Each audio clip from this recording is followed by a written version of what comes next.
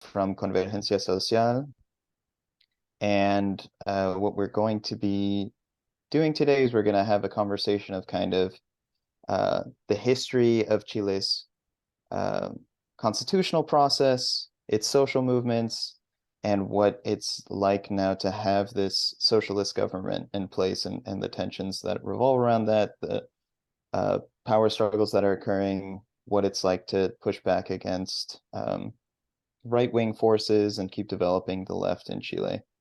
And I'll go through kind of some Zoom etiquette. So we do have interpretation services for those who need it. You can click into interpretation right next to share screen. So hay la posibilidad de tener interpretaciones para los que quieren. Lo que tenemos es al lado del share screen opción, se pone interpretación y hay la opción de ponerlo en español para los que quieren. I don't know, Isabel, if you want to add anything there. Isabel is our interpreter for the day. Do you want to introduce yourself briefly, Isabel? Or I'm not sure if she can because she is already in the interpretation services. Yeah, that's right. Okay, well, Isabel is here to provide interpretation for those who need it. And I'll ask that for folks, if you're not talking, to please keep yourself on mute. We're gonna have sort of about an hour conversation with Ximena between myself and Alice, and then we're gonna open it up for about half an hour to have questions from everybody and dive into this subject. So again, very excited that we have this event here today. Thanks everyone for being here. And I'll let Christian give more of an intro to what it is that we're talking about. Great.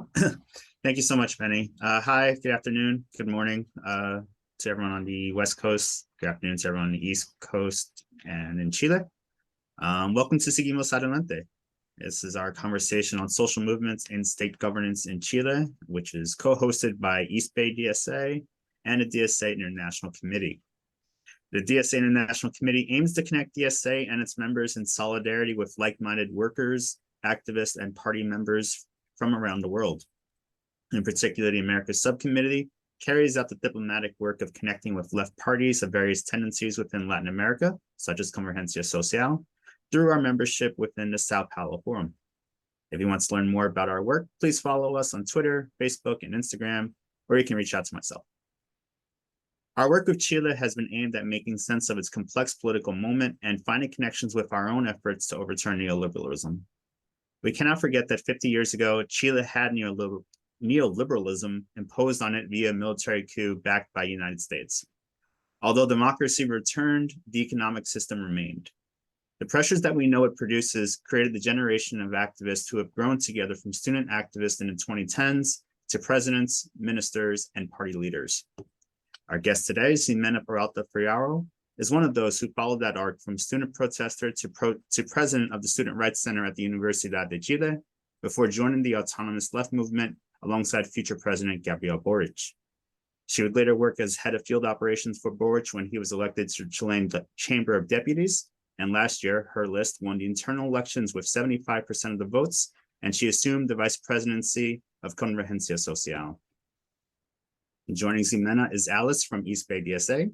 She is a PhD candidate with a focus on youth movements in Brazil and Latin America. And as we continue our dialogues with all parties from left tendencies, I pass it over to Alice, who will get us started. Hey, thanks, Christian. And thank you everyone for being here today. We're so honored to have Ximena Peralta Fierro join us from Chile. Thank you so much for being here.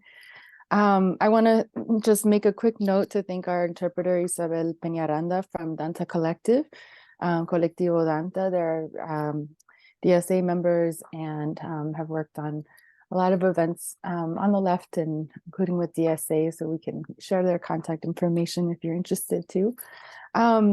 So I want to jump right into it. Thank you so much, Christian, for giving a little bit of background on Ximena. I want to start right away so we can hear from Ximena.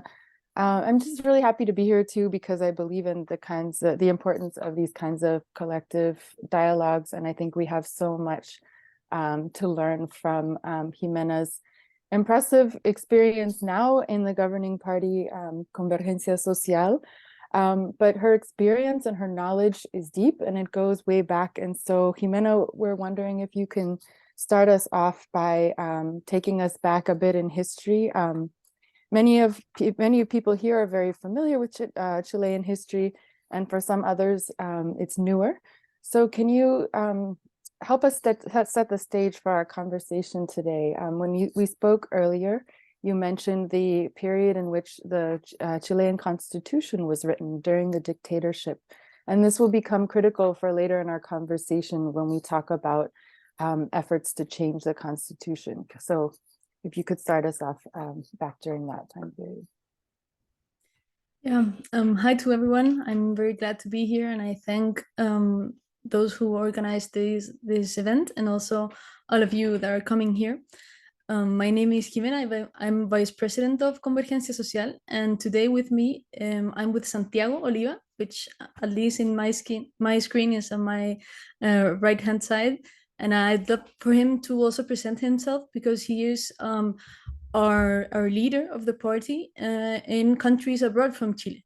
I am in the national board of the party, and he is on the regional board of our exterior comrades. So I'd love for Santiago to present himself too, so you can get to know him and know that also he is the person that can work with you abroad. He will be, I think he's temporarily in Chile, but he's living near to you. Well, not so near, but definitely more near than that I am. Yeah, thanks a lot, Ximena. I've seen some of you because I used to live in New York, so I went to some event of DSA in New York. And I know you came here to listen to Ximena and Alice, so I will try to make it short. But we in Chile, Chileans living abroad, we have fight for our political rights a lot. Like we earned the right to vote from abroad, and now we are working for the right to have a representative from abroad. So we're Chilean. We don't live in Chile, but we work really hard to have a voice in our country, to support our country, and to be a political organization around our country. So that's why Convergencia Social has like a special part of the organization for Chilean people who live outside of Chile.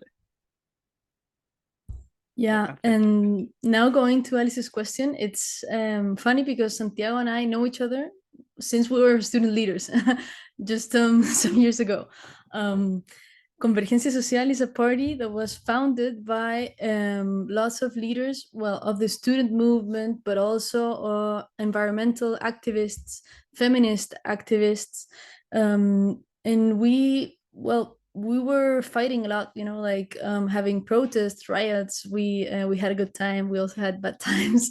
And in a moment, we realized that we needed our own political, representation.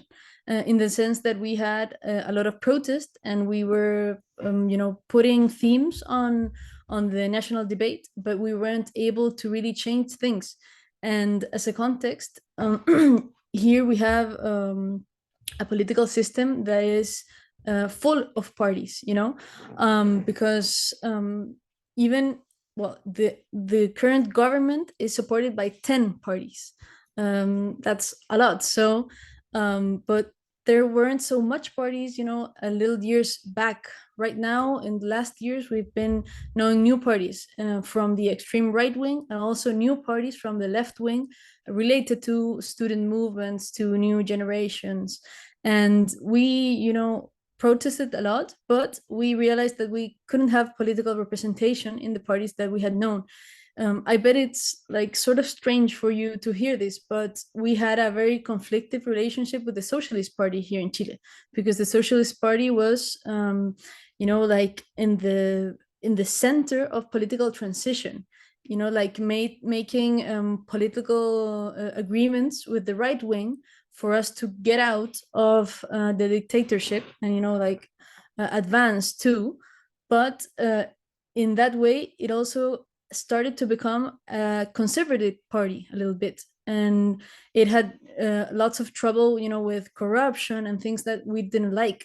So mostly in the protests of 2011, 2015, 2018, and later, we realized that we needed our own political strength. And that's the reason why we founded Convergencia Social and other parties that we are, in an alliance. Our first alliance is called Frente Amplio, and it has 3 parties, that are sort of similar. They're student leaders, they're feminist leaders, environmental activists, and so.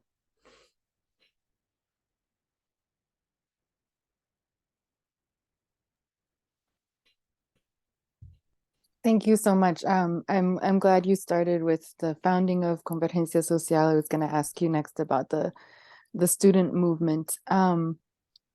I think before we get there, it would be great if you could give a little bit of the background that from when we talked before, of when the Constitution was written, a little bit of that history of just how it was written originally, and through this process that you're talking about in founding Convergencia, sort of the process that led up to wanting to propose for a complete transformation of that constitution. Yeah. Well, during the 20th century in Chile, we had a constitution that lasted most of the century. It was announced in 1925. And it was a constitution that somehow founded the basis for the center and the left-wing parties to advance a lot. Here we had governments of the Radical Party, of the Socialist Party, and they were all coalition governments, even of a Christian democracy. I don't know if that's the correct name for the party. Yeah.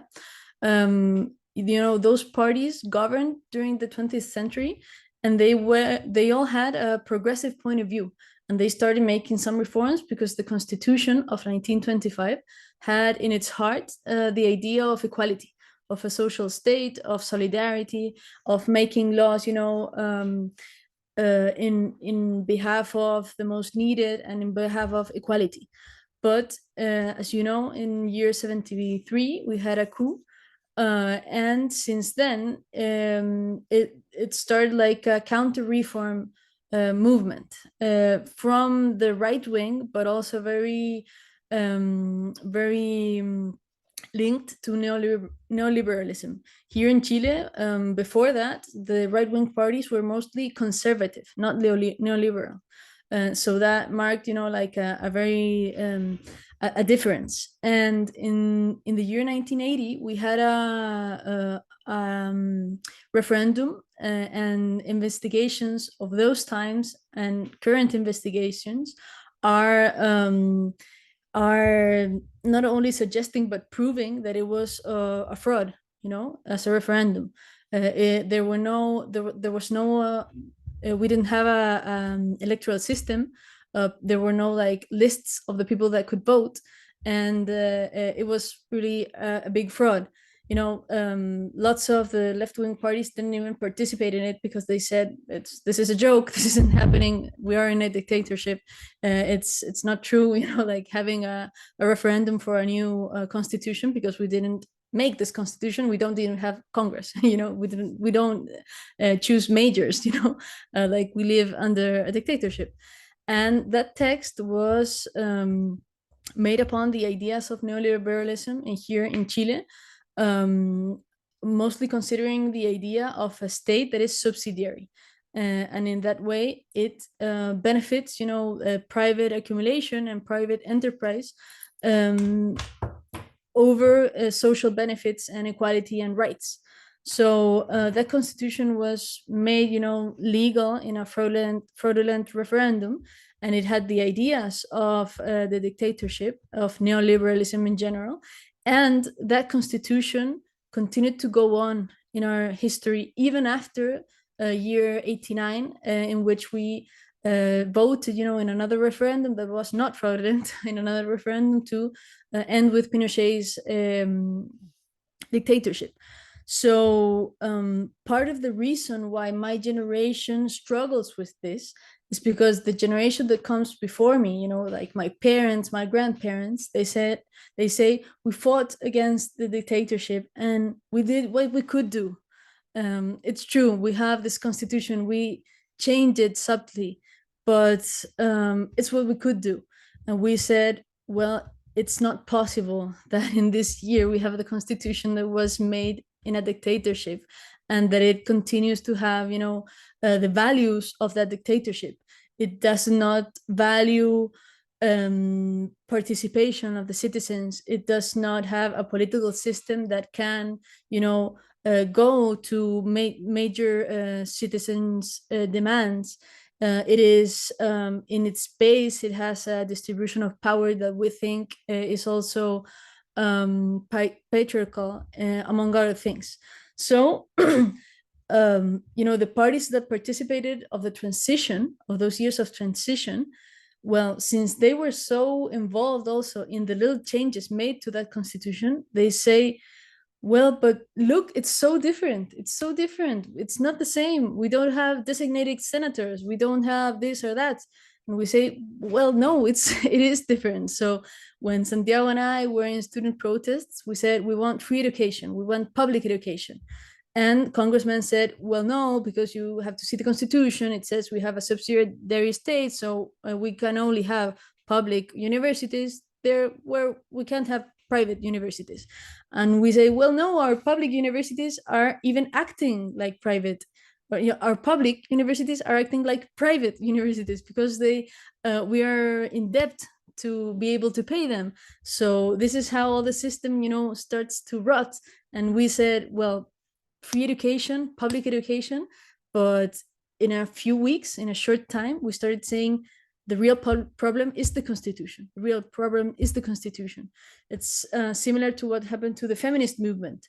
I'm also very involved in the feminist movement, and we say our sub-representation is not because we are less smart or anything like that. It's because the system has a delicate, you know, kind of economic, cultural, liberal barriers that get us out of politics, and we are not protagonists of our own democracy, and we are the half of the part of the country. And the political system said, well, but you can be a candidate for Congress. If people don't choose you, well, I don't know. That's another thing. We cannot, you know, like change democracy because you don't get enough votes or things like that. So we said, we want, for example, equal rights in our work. We want to earn the same as a man, yes, but all of these small things started to be a huge thing. We need to really change our political, you know, like a minimal agreement as a society, because this agreement was made in a dictatorship with no politics, with no parties, with no participation of the citizens. So I think that is like a natural movement for us that were mostly activists. So we could found a party, and so we could fight for a new constitution that is, well, a long fight. You know, it started in the 80s with that fraudulent referendum. It had a very alleged moment short months ago when we had a constitutional convention for writing a new constitution, a new referendum, which we lost, and now a second process that we are, you know, wanting it to be the most democratic possible. Yeah, thank you. That's you've described it really well, and about how influential it's been to have the experience of the student movement, the feminist movement. I think you mentioned earlier the environmentalist movements as well, in the progression of this process, and realizing it wasn't just public universities or private public universities acting as if they were private. And then leading to the process of realizing a new kind of constitution was needed. And so the student movement is where you got your start in politics, is that right? Or in activism, Ximena? Yeah. Yeah. It happens that for us that went to college, to university in those years, I started in 2012.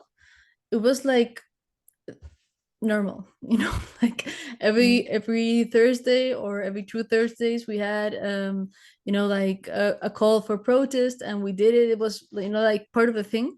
And all of us were, so to say, social militants of a movement that was social but was also very political. And yes, that was also a place of encounter for lots of leaders that ended up founding this new political force. Yeah, thank you for that. So as I'm asking this question right before I pass it off to Benny, I just want to remind everyone, if you have any questions, you can put them in the chat, or we'll have plenty of time at the end for questions and answers for Ximena or Santiago. And there's also a watch party happening in East Bay DSA, joining everyone who's online too. So we have questions coming from different places. So Ximena, I was wondering if you could talk a little bit about so student movements, social movements, feminist movements were foundational in leading to this process of demanding a transformation, a new kind of constitution. Can you tell us a little bit now about how so this party was really founded by people who came from activism, right? Not people who had been in politics before. Can you tell us a little bit about the relationship today between social movements and Convergencia? So now you have this experience of having had these very different roles, right? So how does it look today to be in Convergencia and to be in touch with, informed by, in relationship with social movements? Well, that's one of our main questions in Convergencia Social, because when we were student leaders or feminist leaders, we were very set upon this idea for social movements to have their own autonomy, in a way that we saw, you know, like how traditional parties had a relationship with their social leaders, and it was mostly you know, like to intervene those social movements, you know, in the way that, I don't know, you had it like I don't know if the correct word is syndical leader, you know, like of the Union leader? yeah, union leader, that's the word. A union leader that was you know, like part of the Socialist Party.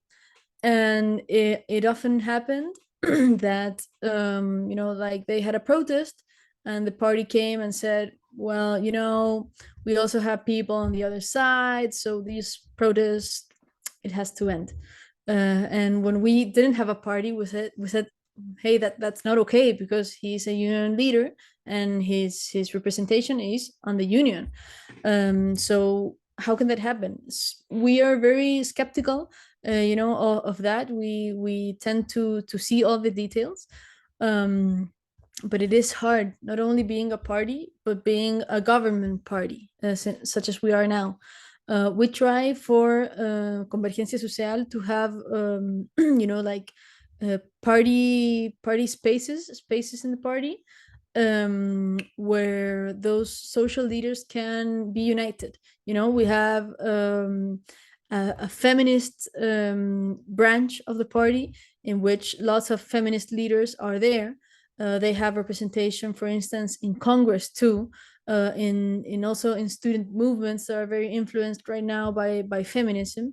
Also union leaders, and well, we have like a principle that is our first representation is on social movements if we are there. And also the party needs to give a hint to lead those social movements to something you know, political, and not only for the little interest of that organization. Since the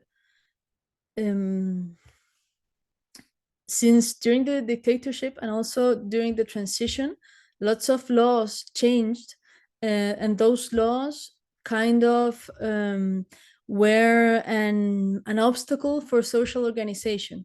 I mean, before, the union leaders or student leaders or leaders of professions, you know, like the leaders of the lawyers or anything like that, they were very important, since social organization was really useful. You know, like you had a union, and that union helped you get your house, helped you to pay your house. We had social, you know, like I don't know what the word is, but like raising money together, so that if anything happens to one of us, we would share that. And being socially related to those of your work, of your neighborhood, among other things, was very important. And different laws passed, you know, like destroying unions, destroying student organization, destroying all sorts of you know, like things like that. Mostly, I think, in the idea of everyone is out there on its own, and that's how the system works. And so if you need this, well, you need to get debt. If you need that, you know.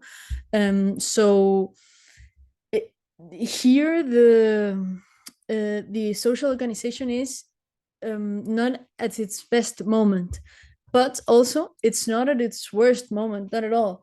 In this 2019 social outburst, it was very impressive to see how it started, you know, like mostly out of discontent, out of little things. But we had the experience and the social and political accumulation of mobilizations that were, you know, before, in the year 2000, 2005, 2006, 2011, etc. So, you know, such as the student leaders were saying, well, we need to change education, but we also need to change the constitution. The same was happening with environmental activists, with feminist leaders. And so it was a rather quick movement to move, you know, to pass from a bad feeling about certain little things to the idea we must change the constitution.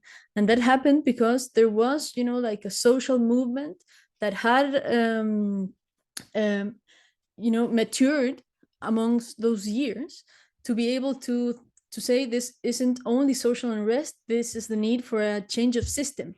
And this interpretation opens, you know, like a difference of interpretation, yeah, that we have about what happened in 2019 and later.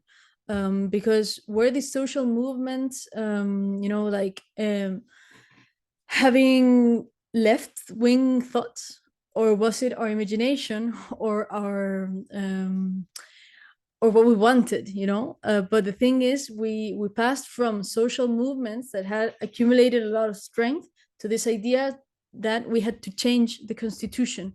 And in the place, the constitutional convention, I say, we had lots of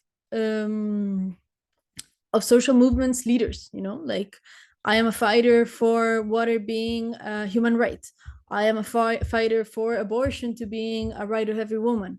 I am, you know, all those things. I want to fight for our cities not being destroyed anymore, you know, to make like giant apartments. Well, we want to save our neighborhoods and other things.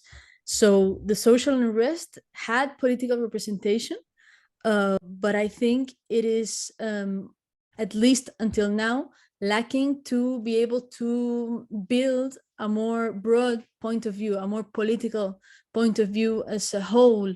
So in that issue, we had advances, and also we're going back, you know, during these years. But I think it is an important thing for our party and also for our government. For example, last year, we had we raised the minimum wage here in Chile more than it had been raised like for 20 years.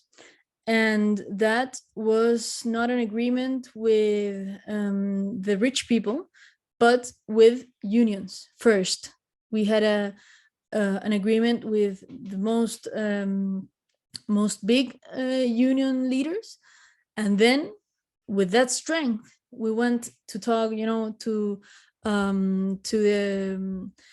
the organization of the of the rich people. I don't know what the word is exactly, of those who pay, Capitalist is fine. yeah. I think that's okay. So to round up, I think social movements have been very important for us to found our own political force. They have been very important for us to develop a point of view that is not only the administration of the state or political or public policies, but also a longer social and political process for us to put social organization in value, and then to construct something stronger, something bigger, I think, such as it was in the 60s or the 70s in Chile. Wow, thank you. I appreciate how you describe these differences and these evolutions from thinking about the individual and neoliberal, not just differences in social classes and capitalists or socialists, but thinking about the neoliberal order and this collective, these collective forms of solidarity and being and living together in relation with others. And then how you talk about the maturation or the evolution of moving from this history of different protests and having that experience leading to estallido social, changing the minimum wage, and this shift from more separate or more separate issues or specific issues to a broader coalition, and thinking about completely changing the constitution and how that all came together. I want to pass now to Benny to continue here. Yeah, thanks, Alice. Great. And thanks for that background, Ximena. I'm wondering if we can talk a little bit more about you've laid out this sort of shift in thinking, coalescing around forming a new constitution that would really pave the way to achieve all of the things that these social movements are pushing for, rather than being a roadblock for it. I'm wondering if you can speak a little bit more to when there was this shift around for social activists to feel like you needed to form a party, and what the process was kind of like to not just be pushing for a constitution from the streets, but also to have this kind of parallel push for it through the government structure and through forming a party. Yeah, I think one of the most important things of the social movements during the last 2 decades in Chile is that they were not only talking to the people interested in the certain subject that they were about, like only education or only neighborhoods or other things, but they were able to represent, there are public studies that show how the student movement really identified broad sectors of the population, even though they obviously were not students. And well, that may be sort of silly to say, but it is not, because the political system did not represent. So in a way, when we said we want education to be free, it was one of those little things that made sense to people. Like, yeah, it must be free, obviously, because it is a right, and I can't be in debt, like for most of my life, because I just had my right, that is to be educated. Even more so in a country that needs education and needs better professionals, so social movements had the capacity to make representation, political representation, something real, and the distance between population and the political system and the parties, the traditional parties and Congress and government, all of that is really an abyss, I think. So in that way, well, something that happened and that I think was very important for us to take this step was that we protested a lot. The social movement had a program to say, a political program. We knew what we wanted to do. And a congressman said like, okay, kids, that's enough. Give me those papers and I'll see it in Congress. Yeah. That will be all. And we said, well, no, we started this. We want to be part of this. And I think also people sort of started asking for it, because you need to understand that also the traditional parties didn't have lots of change inside those parties.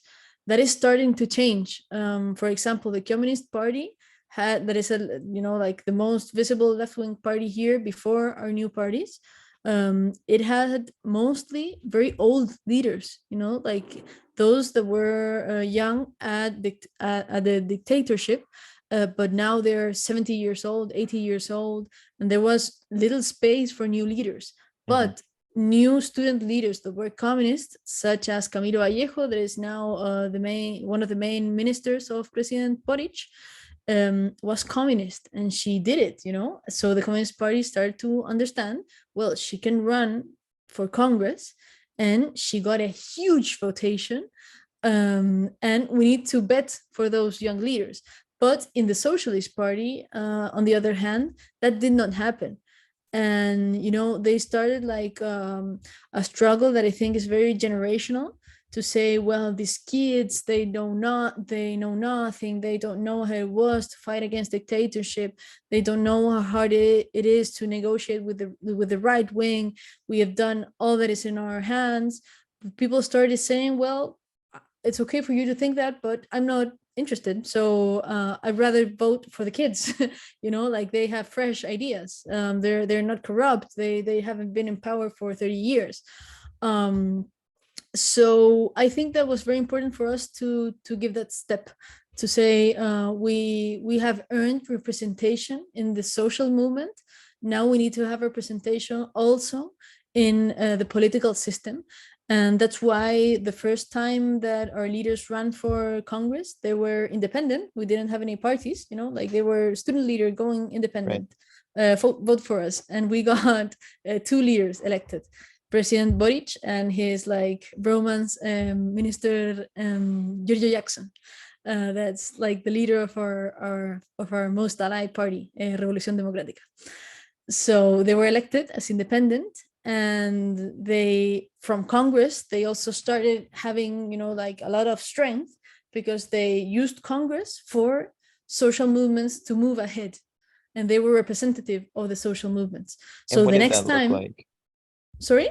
What did that look like for them to use their positions in Congress to support these social movements? Well, I think it was very tense in the beginning, because when they just arrived, they said, well, we are student leaders. So tomorrow, since we are debating on this bill that regards students, we have invited them to Congress because they want something to say. And the others were like, hey, no, that was okay when you were a student leader, but now you're a congressman, so you must behave as one and put on a suit, because this is democracy for grown-ups. But it was tense, and it was also tense for the social movement, because for example, we had 2 congressmen, and some laws were passed. They voted against, or they abstained, or they voted in favor, but they weren't really relevant because they were 2 votes. But then if they voted in favor, we were back in the social movement in our university, and someone said like, well, your congressman that you have elected with all the legitimacy of the social movement is now in Congress, saying that Congress is okay. So it was very tense, both for Congress and the social movement. Yeah, that's helpful. And then after that first kind of round in Congress, what was it? What was the step to actually coalesce and form parties? Well, that first time we had 2 congressmen, and the next time we elected like 15, something like that. It was incredible. It multiplied, because we formed these parties and we presented ourselves to elections, and we saw that we had a lot of potential.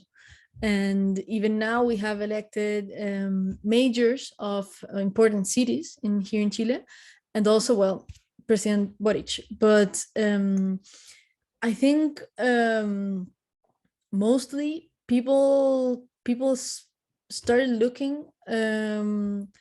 They say, for example, President Boric, when he was a congressman for the southmost region of Chile, very near Antarctica. It's Magallanes region. And, people in other regions said, well, I want my own Boric. Can't I vote for one? Why can't I have the option to vote for one like that one? So we started to present candidates everywhere, and we had good results. That was the first time we had a presidential candidate. She was Beatriz Sanchez, and now she's Chile's ambassador on Mexico. I bet she'd be very happy to meet with you if you ask her. That was her first, presidential attempt, and well, in the end, in the day of the votation, we were only lacking like 1 or 2 votes, or 2%, sorry, to go on to the second round. Yeah.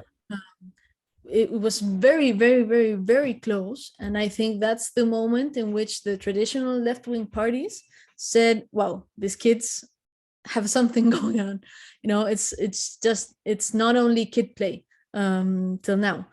And it was a very tense relationship, and it continues to be like that now that we are all together in government, but with us having been the first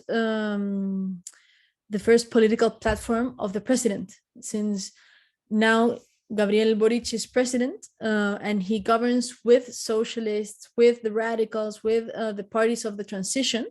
But those parties came to our alliance in a second moment, not at the first moment. Yeah. So it's like a permanent conversation. It's not easy. Yeah. And so then what did it look like when you had this kind of upwelling of kind of demand for candidates similar to Boric across Chile? What was the process to convert kind of these localized movements into a national political party that was running candidates up and down the country? Yeah. Well, if you see, most of our congressmen and women are a profile that is near. Some of them were feminist activists. Some of them were student leaders too.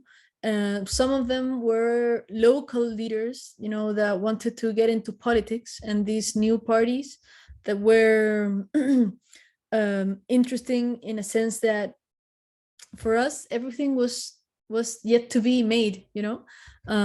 So we could think about how we want our own party. Our party is very much more horizontal regarding other parties. We have like collective assembly things to discuss. Right now, this morning, we were with we have 4 majors of important towns or cities, and we were meeting with them, with the party, talking about things related to their local governments, but also talking about the big politics. And we have those horizontal spaces that there are deliberative and in which we decide. So I think that was very important also for local leaders or social leaders of other movements, for them to come to Convergencia Social. Great, thanks. Yeah, and I guess the reason for this line of questioning is because in DSA, I think we're facing kind of a very analogous tension, and we have local slates of people running for office. We also are involved in a lot of social movements. We also have, you know, people involved in the labor movement and trying to kind of, you know, we have like, again, like kind of like you had in your first attempts where we have a few people in Congress.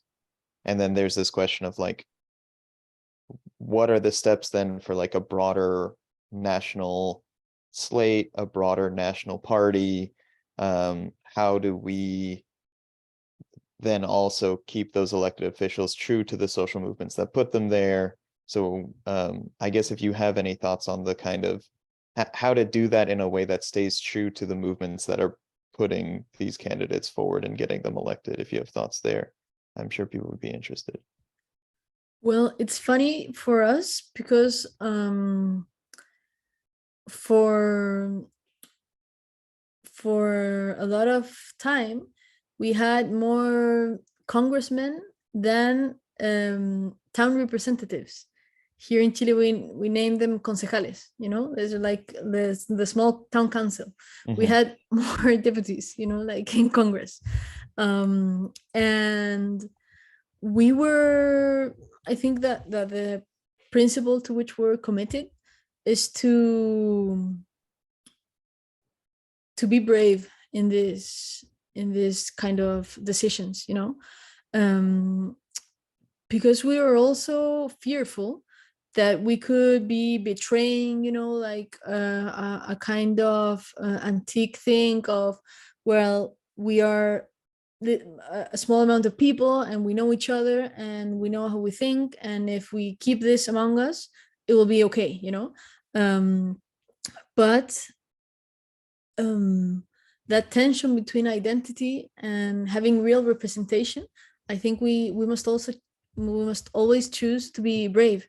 When the first movement in which I was a member was Izquierda Autónoma, and it was a students movement, but it was also a political movement. It tended to be a political movement.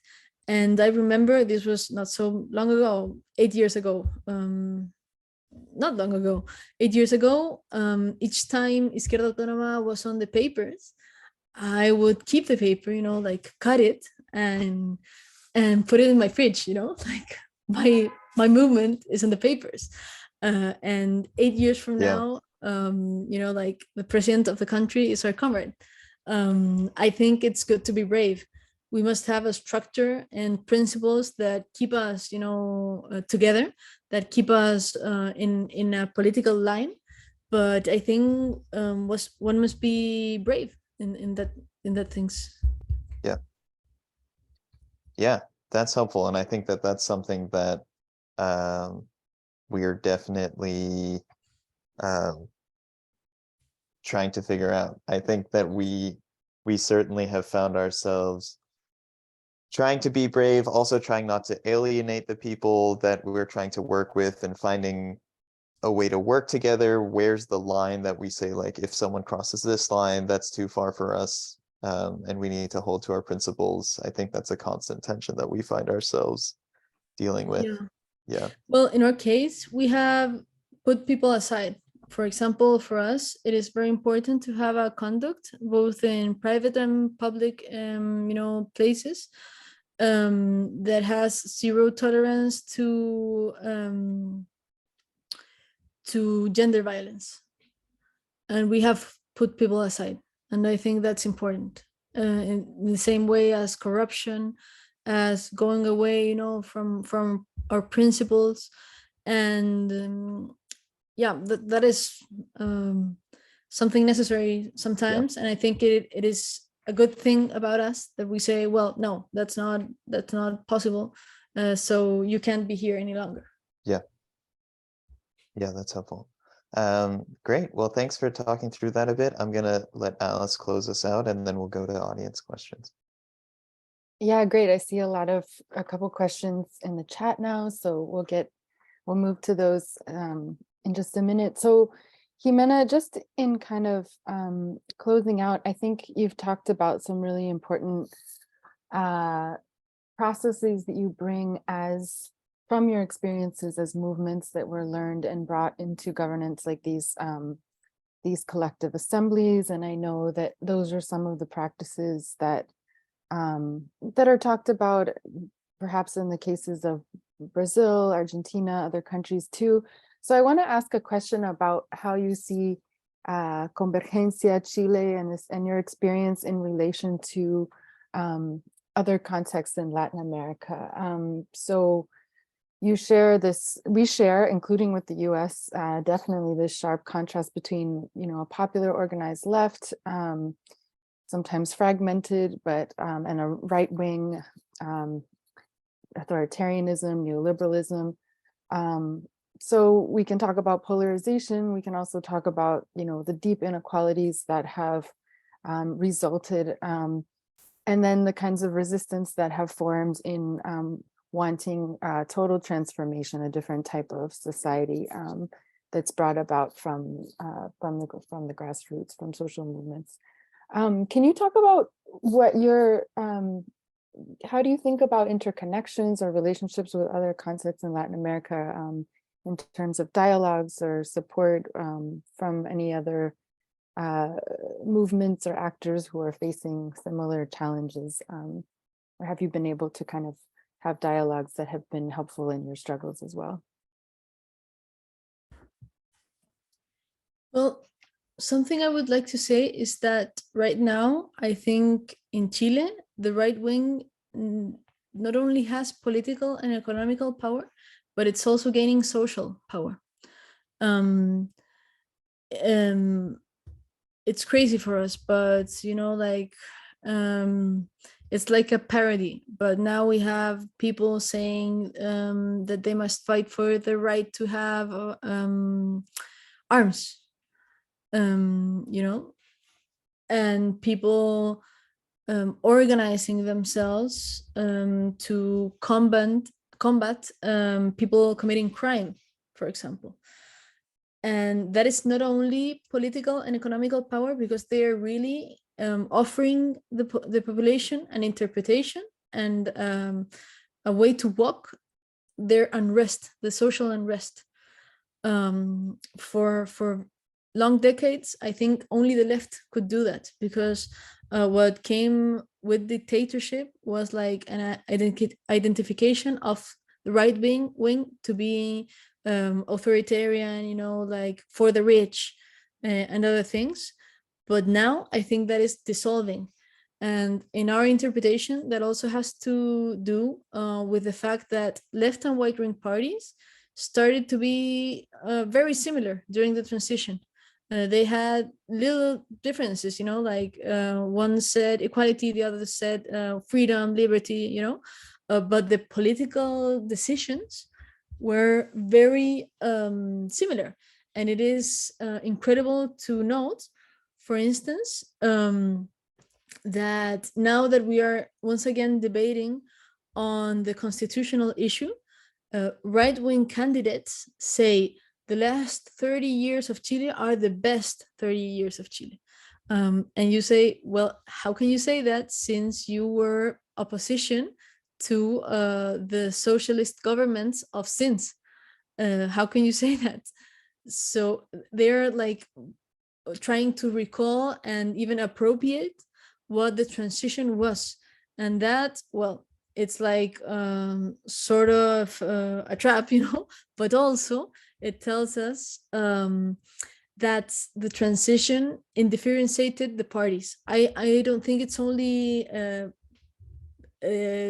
the parties to be responsible of that. I think it's also a global thing, like what does a left-wing party mean today, with such an individualist society as the one we have. I think it's a complex thing, but it has that specific point too. So, well, I think that is happening in South America a lot. In other countries too, like the presidential election in Brazil too. It's very, it worries us a lot, because after the authoritarian governments or dictatorships we had during the end of the 20th century, some of their values are being restored. Like authority, you know, even some, even what was done there, you know, like it was okay to kill left-wing militants, you know, it was okay to do that, or in a softer sense, well, maybe it wasn't okay, but did you see the economic context? You know, like Yeah. things are doing well. That is very preoccupying for us. And so do you find yourself like reaching out and talking to either parties or movements across South America to kind of strategize on how to push back on those right-wing forces? Yeah, we try to. For us, well, it's like this last year has been so intense, but yes, we try Yeah. to. We try to cultivate our international relationships, and also, well, the foreign partners of Convergencia Social, such as Santiago, are also in Latin America and in Europe and in Asia, and we try to have good relationships. And I think that the context has changed a bit with President Boric's election, and also with the Colombian election, because the last decades were marked, I think, for with another type of left-wing governments. I think it has been very difficult for us to say we do not support Maduro, for example. He's not our type of leader, and we think that the way he behaves is like the worst for the left wing, and we are not with that. But the right wing insists, like, well, you have to choose: are you with capitalist America and its you know, like subjugation of South America, or are you with the guys? And we say, well, we don't have to choose. We make the choice to have our own identity. And I think that has begun to happen. Also, with a little difference in Argentina too. So yeah, we try to, and also in our, not only in the relationships between parties, but in our international integration. You know, like during the transition, the international and economic integration of Chile was mostly with these treaties, you know, like international treaties, Yeah.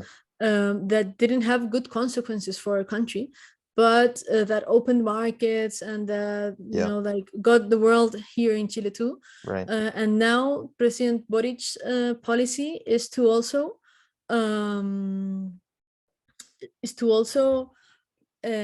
open up to see Latin America as a region. We talk about the global South. I don't know if Santiago would like to comment on this point. Yes, thank you.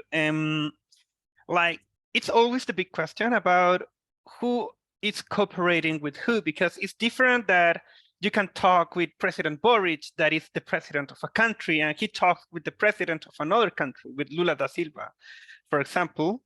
It's different than we, people who are part of a political movement, talking with people, with you that are part of a political movement. Yeah.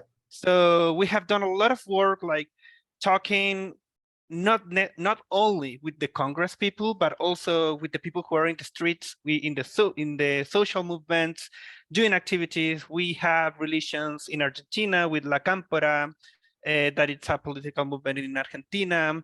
We have connections with Peru, with different places in Latin America, and we do our best to cooperate because we don't have that much money, so we don't have the possibility to make like big donations for the next campaign. Yeah. But we can provide ideas. We can talk about, hey, for example, with Colombia, like small city mayors, a city of 2,000 people, we had a meeting like, hey, you won your city of 2,000 people. How was your campaign? How do you do a lefty campaign with low budget? And we had a meeting by Zoom, and we collaborate. We bring our ideas, what was like all the proposals. So we, as a political party, we have like a lot of connection with international movements, and we value that if we ever need anything like this activity to learn from other countries, we can help each other. Okay, great. Well, I think we'll definitely have to stay in touch, Santiago, to continue to have those conversations. And thanks so much, Ximena, for taking the time. I do want to open it up to audience questions now. I'm just planning to go basically from the top of the ones we saw in the chat, but also if anyone wants to expand or clarify on the questions that they've put, just raise your hand and I'm happy to call on you. So I see the question from Izzy, and I think that this is a good opening broad question, which is, how's the contradiction been governing a capitalist state as an anti-capitalist party manifested itself in Chile?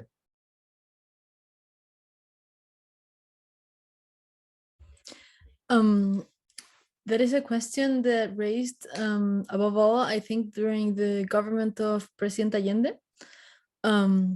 Since in those times, the political and theoretical elaboration on the capitalist state, on capitalist laws, was very intense. For us, it has been very difficult since when we were elected for government, well, I think that in retrospective, it could be said that we didn't see the warnings, because the same night President Boric had its first round, for running for president, we also elected Congress. And that Congress was elected basically in a tie scenario, between left and right. But the left had a lot of divisions, like the traditional left or the center left parties, and Aprodignidad, that was President Boric's original coalition, were very, separated. And also the left, also the right wing, was divided with Republican Party. That, well, I don't know why they chose that word. I think it's very offensive from them to call themselves a Republican Party, since for us Republic, is like the counterface of dictatorship. But anyway, the Republican Party and the traditional right-wing party. So that day we had a tie in Congress, and President Boric, well, yes, he got to the second round of the election, but and he had like a huge difference between him and the center left candidate, but we didn't have those many votes. And in the second round, I think an important amount of the votes for President Boric were also because people were just too afraid of the right-wing party, because he was extreme right-wing party, and he was anti-women, and he was like, people couldn't even see him. He was just too close to repression, and it frightened people. So we are an anti-capitalist movement, but we know we are not in a context in which those ideas are majoritarian.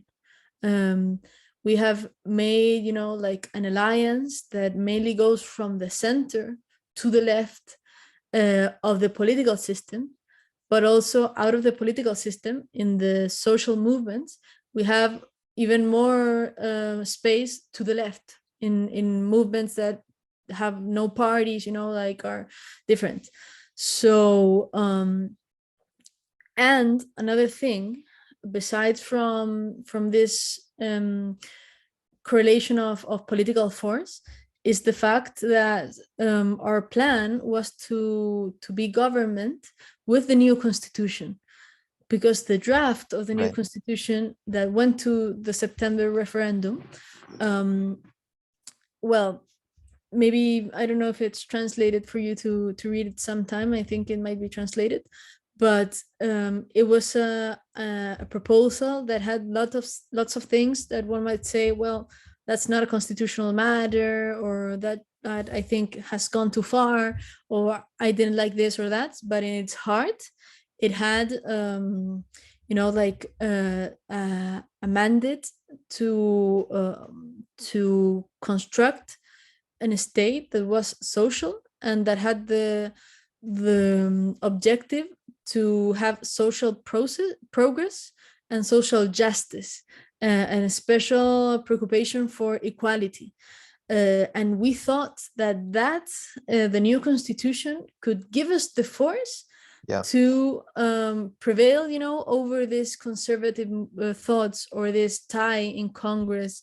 And it would also change the state, the Chilean state. It would also change it or start to change it. We thought that would be like that, but well, it wasn't. So the question is harder, even more. Yeah. So you came in really tying your program to this new constitution as like the foundation to open up kind of a new vision of state governance of the state, and that would kind of at least be in the direction of changing the formation of the state and its role, right? Yeah. I don't think the word is tying it, but we relied on it, like we didn't say it's impossible without it, but we all felt like, well, that's what you need. We are going to have a new constitution. Yeah. But although I think that is still possible, because we have a second process now that obviously not in the same intensity and not with the same change of point of view, but I think that the new process can change the Chilean state and can change our political system. Yeah, and do you want to take we haven't even touched on that at all. Do you want to take maybe just a few minutes to talk about what that new constitutional process is and what the second attempt is going to look like? Yeah, sure. Well, as a little bit of context, the first constitutional attempt or try to have this new constitution was, I think, a process of which we'll learn for years and years. As I was telling you later, the social movement had its demands, had its word, its representation. And when 2019 came, there was this looking for a new constitution. And truth be said, we wanted that, like the political parties. We were protesting, and it wasn't, it wasn't just spontaneous that someone started saying, well, a new constitution, we need a new constitution. It wasn't like that. It was us, okay? But why was it us? Because years back, we were saying we need a new education, we need public education, we need a new constitution. We need women in politics, we need a new constitution. We need to save, Patagonia, we need a new constitution. So it was like normal, but it wasn't at all spontaneous, it was political. We intended it. So we worked upon that hypothesis, like this social unrest can be interpreted by the left wing and the new left wing parties. And we will take that to an evolution of our state, a new social, contract, among other things. But sadly, or I don't know if sadly, like social processes are like they are. It was not possible for us to conduct or to be the political leaders or ideas to lead politically the social, I say the Constitutional Convention. The Constitutional Convention was the organ, that we elected, 150 people or so, to write the new constitution. And in that election, well, the right-wing parties got an awful number. They got less than 1/3 of the Constitutional Convention. And, like the first relative majority was independent people that represented social movements in a way. But also in a way, not so much, like if I go to the Constitutional Convention and my main theme is water, well, I must have an opinion also on the judicial system, or Right, so it upon can be social very rights. chaotic. For Yeah, sure. so it was very chaotic. And one of the worst things, I think, is that the right wing didn't have even 1/3, because to pass, like a constitutional article, you needed 2/3. And since the right wing didn't have 1/3, it was disposable, Yeah, they weren't going to pass anything. Yeah. Yeah. So what happened? The right wing that, okay, didn't get so much representatives in that process, but the right wing exists in Chile, socially, politically, and economically. They said, like, okay, we can get out of this. We will not participate. Like, our guys will go and they will vote no to everything, but we will start making a campaign for this process to fail. And they committed, like, their economic power, their social power, their political power to, in a way, asphyxiate that process.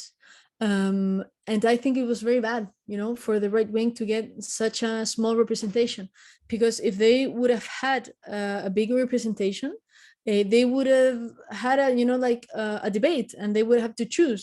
Do we want to be outside of the process, or do we want to be inside? Can we collaborate?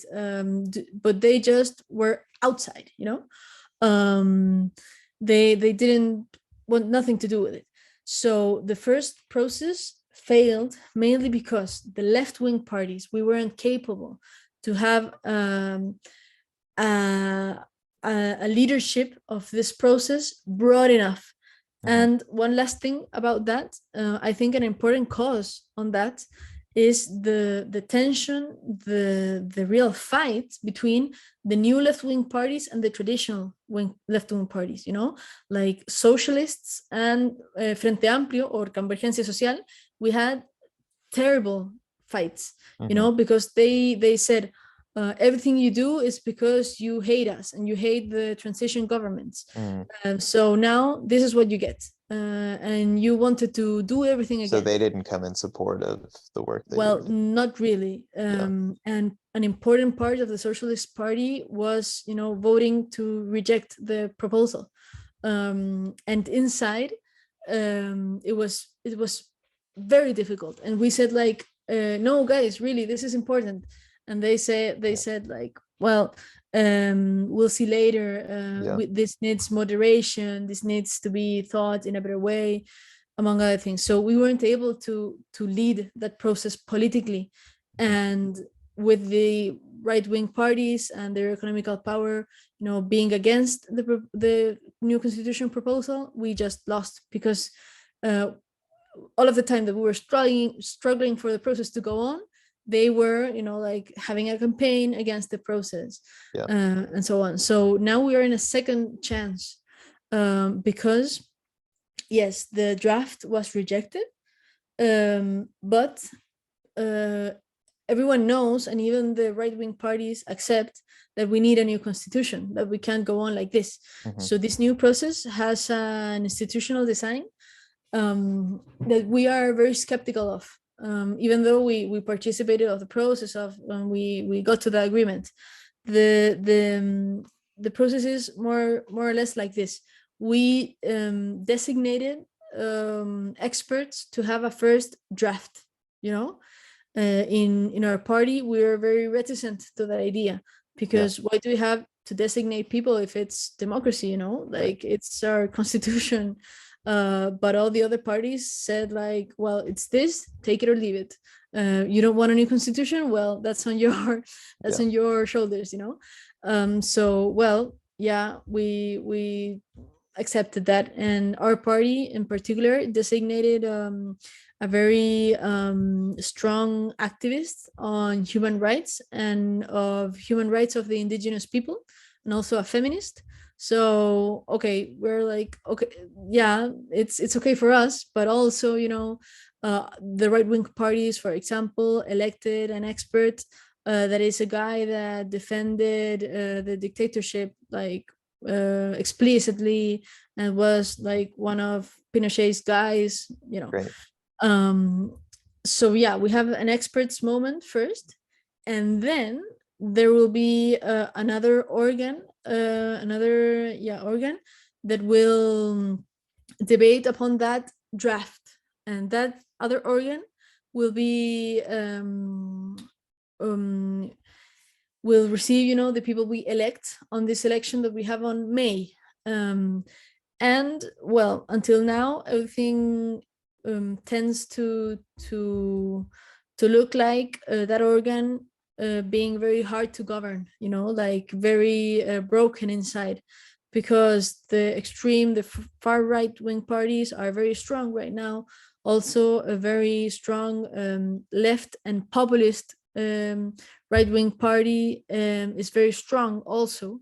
All the government parties that represent the progressive parties and also left-wing parties, we weren't able to have only one electoral, you know, agreement. So we are divided in two, and that has caused, you know, the government a lot of bleeding, you know, because its own parties are not united in this election. So, well, it's a process that is more conservative, that I think will not have such transformation principles in the new constitution.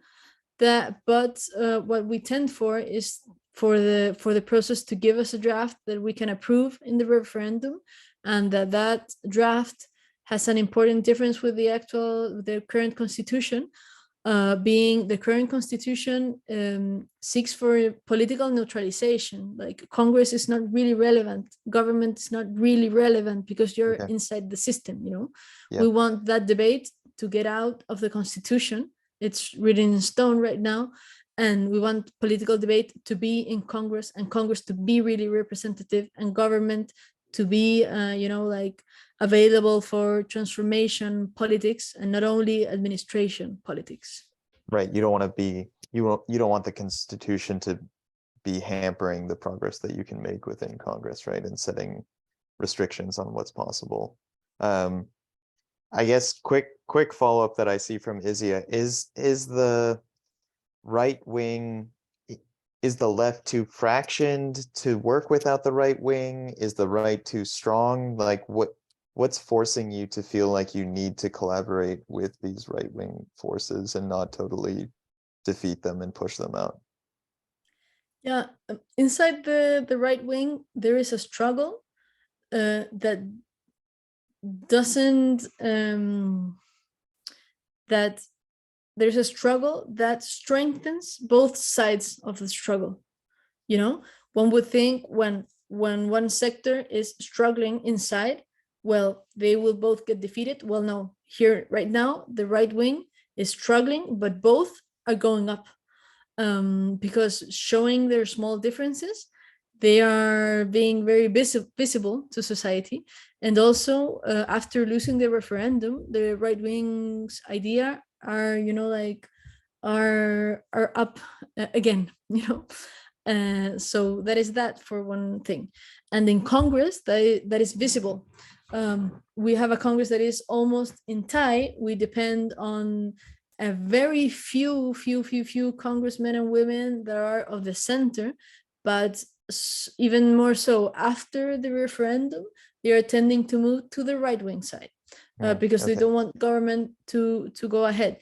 And on the other hand, the relationships in the left wing are complex because, well, as I told you before, as a political force, we emerged in contrast of the parties of the transition, and we protested against their public policies, and from their point of view, we were also we were too critical of their leaderships, you know. And I think that is right, you know, like, that did happen. But that doesn't mean that when we have such a strong right-wing party, and when we have, you know, like, complications in a government that has a political program that is not extreme, but is a political program that we, you know, we got together. Well, our differences in the past, they are there, but that shouldn't stop us from working together right now. But it is very difficult, you know. Some days ago, we had a change in President Boric's cabinet, and the center wing, the center parties got a better representation, and we thought, okay, now we stop fighting. They got what they wanted. They must be okay. But a few days after, making their representation better in cabinet, they started saying, well, really, what we should do is have the political program of President Boric, and read it again with a critical, point of view, like what can we do, what can't we do? We must be realistic. We must stick to what's possible. And what we say is, sticking only to what's possible also ends with your political imagination, and you start to think only as your adversary, and they have this thing that we are very reticent to, that is to say, in one hand we have the urgencies, like things we must go for, and in the other hand we have structural changes, like big reforms. So for instance, we say we must condone student debt, because it is unfair, and because in the end it brings the state a financial weight, that is impossible to bear. So we must stop that, and we must have a new kind of funding, like with political, with public funding. So you want to forgive the student debt? Yeah, we want the state to pay what is in debt until now, and from now on to have free education. And that is founded on very technical studies, because here, for example, if I'm in debt with the university and I can't pay, the state has to pay for me. And the state has to bear the interest that the bank gave the university, so it is like technically good for the state to say, okay, this is solve the debt. And from now on we have public education. And the center parties say,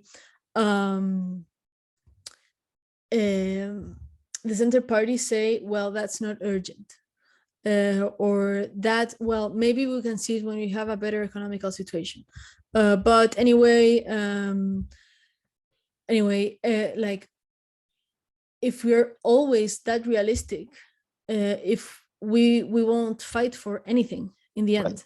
And that is why in a way people stopped voting for the center and started voting for new political parties, because being so pragmatic in the end may have you like stop dreaming, really. We say, well, let's try to pass bills, maybe we will lose, but in losing we might also gain social strength, saying those are the people that don't want real changes to be made. But well, we're in that discussion. And I know we're coming up against time here. I do want to take one more question and then we can close out. So I think I'll go, Mike, if you want to ask your question in terms of the military. I feel like that's a line of questioning that we haven't really had. If you want to come off mute and just ask it. Yeah, I just wondered what the difference now is between, as far as the composition and the role of the military versus 1973, which must be on people's minds, at least older, people who remember the coup. Do you have activists in the military? Well, nice to meet you, Mike. This year we have the anniversary number 50 of the coup. We commemorate that it's been half a century since that date. And the military, I think, have an important institutional compromise with dictatorship even now. For instance, in the judicial processes, that there are lots, they still have a silence pact I think that's the word.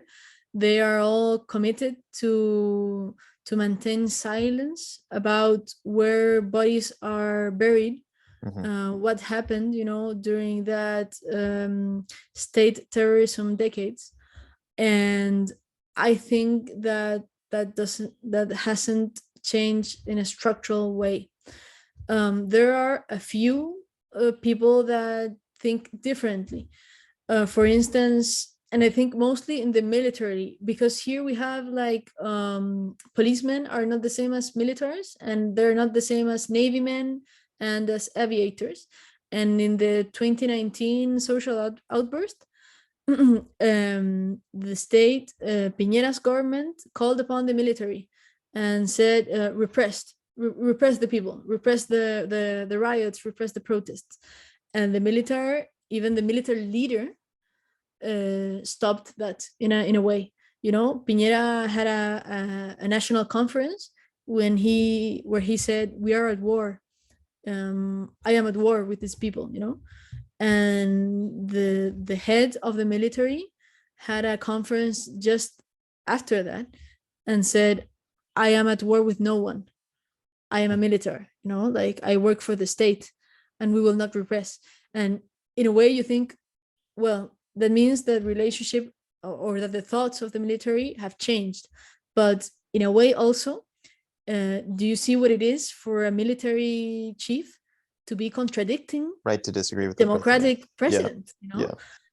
So I think that that's something not yet closed, and our government is making a very strong request for military to change their point of view now in the 50 years anniversary, because here impunity is that the word, impunity, for the crimes of the dictatorship? Yeah, impunity or immunity. Yeah. Is a major thing, and we feel like in the next years we will have no chance, because it's what we here call biological impunity, because the people that murdered our families, will die too, and with them it will also die the last information as to where they were they tortured. Did they die of hunger, or did they die of a bullet? Did they write a last letter to their families? Did they organize? Did they have a kid while they were at jail? And that's all those memories are in a silence pact between militaries. Militaries are like even laughing about it in a way, like they have a special prison, and they have there is like an association of the families of the militaries, and this association gives public conferences saying, well, they are just grandpas by now, they are in the 80s, and let's be honest, we're at war in Chile, and they had to do what they had to do, and you just have to leave them alone. So it is very difficult because they are dying and we are not getting the needed information. Yeah, thanks for going into that, Ximena. I think, Christian, if you want to add a little bit of context there, and then we'll try to wrap up. Yeah, I was also just curious along that fact, along with the natural immunity, I guess we can call it the Florida immunity, on how many have moved to the United States and what role potentially could the United States play in that, knowing that there's ex-officials who now reside here and are actually part of the exterior now.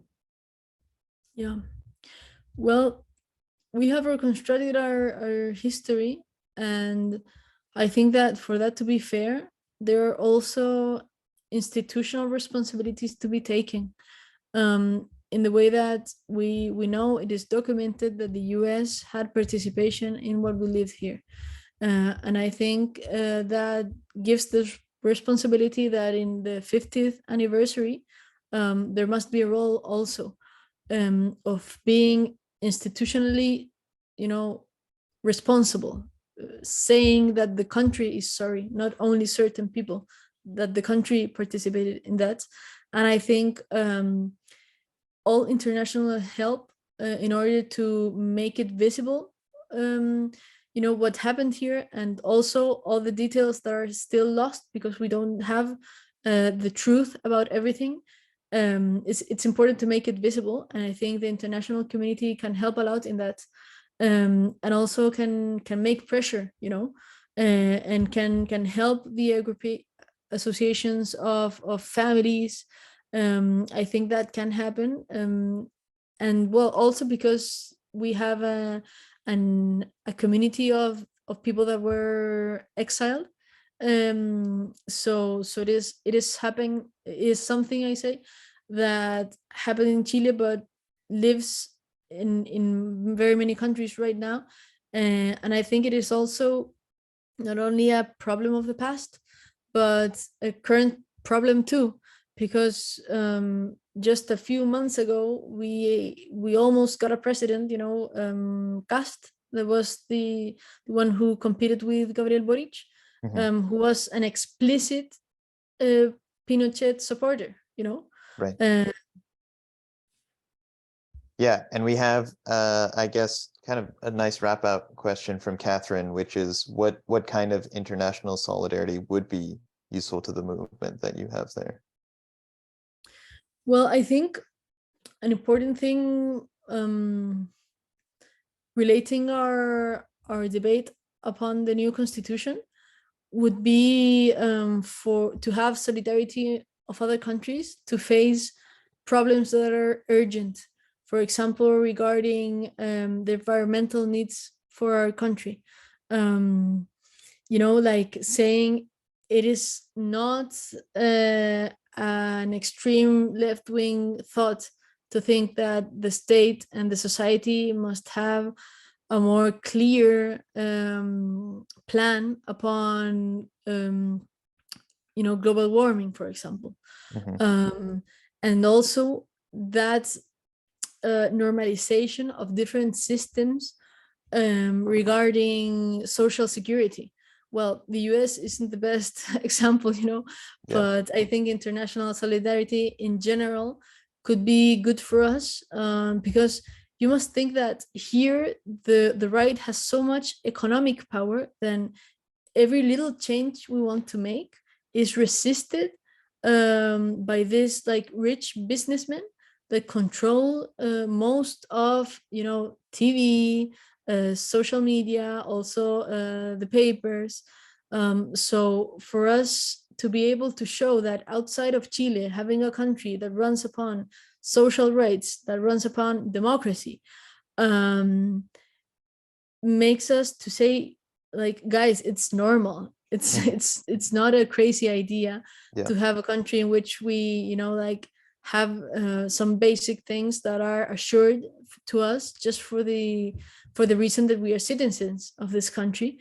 And I think that is very important, alongside with what I said in the last question about the 50th anniversary.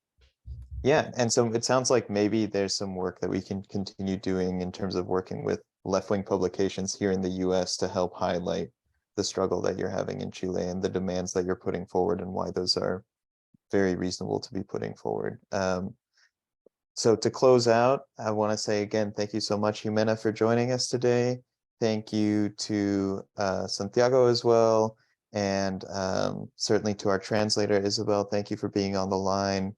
Appreciate the collaboration that we also had with the International Committee. If folks want to be involved in events like this and continue to help us put together these events, please sign in. Max dropped a sign-in form in the chat, tinyurl.com/ebpauledsignin. It sounds like we certainly want to continue to develop this relationship with Convergencia Social, and we may try to put together additional events going forward, diving even deeper into some of these topics. And so keep an eye out for that, and we'll build out this program further for sure. Yeah, is there anything that you want to close out with, Ximena? Well, no, only that I'm very thankful for this conversation with you, and that I'm sorry if my English is not the best, but I'm No, trying the hard. English was great. Yeah, no issues there. And yeah, and let's please keep in touch with you and Santiago, because I Yeah. think we can have great things.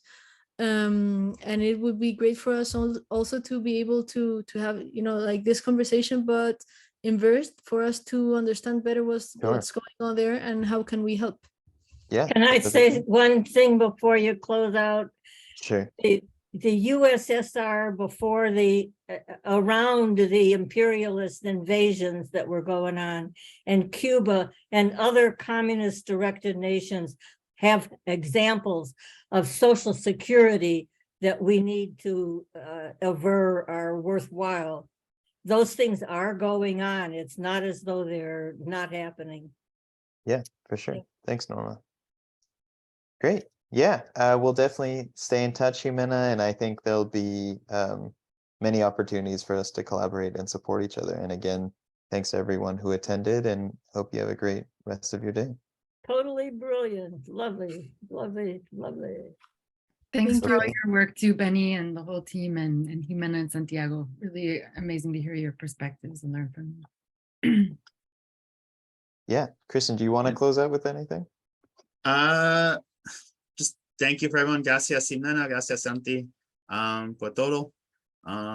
If you have any questions on your national committee, please reach out to me. I'm happy to answer them. I'm happy to teach whatever more work we're doing.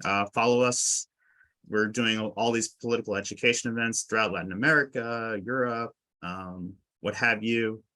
So if you're ever curious on the international side of things from the US, we're here to help you. Thank you, everyone. Enjoy your weekend. All right, take care.